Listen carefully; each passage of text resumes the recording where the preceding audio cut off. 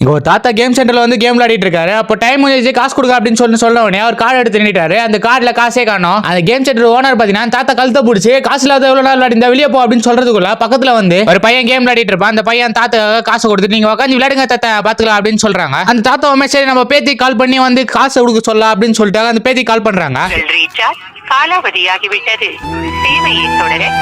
இந்த பக்கம் இந்த மாதிரி சொன்ன உடனே பேத்தியை காட்டுறாங்க. பேத்தியோட அஸ்டன் வந்து தாத்தா கிட்ட காசுமே இல்ல, அதுவும் இல்லாம தாத்தாவோட ரீசார்ஜும் காலி அப்படின்ற மாதிரி சொல்றாங்க. கூட ஒரு பையன் தான் பாத்தீங்கன்னா தாத்தா கூட. அந்த பையன் வந்து வீடியோ கால் பண்ணி காட்டுறான் தாத்தா என் கூட தான் இருக்காரு அப்படின்னு சொல்லிட்டு அப்படின்னு சொல்றாரு அவங்க பேத்தி கிட்ட. அதுக்குள்ள தாத்தாவுமே ஒரு ஐஸ்கிரீம் வாங்கி சாப்பிடலாம் அப்படின்னு சொல்லிட்டு ஒரு ஐஸ்கிரீம் ஆசையா வாங்கி சாப்பிட்டு இருப்பாரு. அது இந்த பையன் கிட்ட கொடுக்கும்போது ஐஸ்கிரீம் கீழே வந்துருது. அதையுமே எடுத்து சாப்பிட்டு இருப்பான். அந்த பையனோட எக்ஸ் வந்துருது. இந்த மாதிரி இந்த கிழமை கூட தான் சேர்ந்து சுத்திட்டு இருக்கியா, கீழே வந்து ஐஸ்கிரீம் எடுத்து சாப்பிடுற நிலைமை கேட்ட பத்தியா அப்படின்னு சொல்லிட்டு பயமா சிரிச்சிட்டு இருப்பா. அதுவுமே இல்லாம அவங்க எக்ஸ் என்ன சொல்லுவானா, இந்த மாதிரி நான் ஒரு கேமே விலை கொடுத்து வாங்க போறோம் அப்படின்ற மாதிரி சொல்லிட்டு அதுக்காக ஒரு பார்ட்டியை வந்து அரேஞ்ச் பண்ணிருக்கோம், அதுக்காக வந்து ஓசி சோறு திண்டு போ அப்படின்னு சொல்லிட்டு சொல்லுவா. அதுக்குள்ள அந்த தாத்தா வந்து சரி வரோம் அப்படின்னு சொல்லிட்டு போயிடுவாங்க. அப்புறம் அந்த பார்ட்டிக்கு போயிட்டு பார்த்தா தான் தெரியுது அந்த கேம் டெவலப்பரே நம்ம தாத்தா தான் அப்படின்னு சொல்லிட்டு கேம்ல ரொம்ப இன்ட்ரெஸ்ட் இருந்தால தாத்தா கேம்லயே டெவலப் பண்ணி அந்த கேமை விற்கணும்னு நினைச்சது அந்த தாத்தா தான். இவங்க தவிர அனாவசியமா பேசுறதுனால இவங்களை அடிச்சு கீழே தள்ளி விட்டுறாங்க.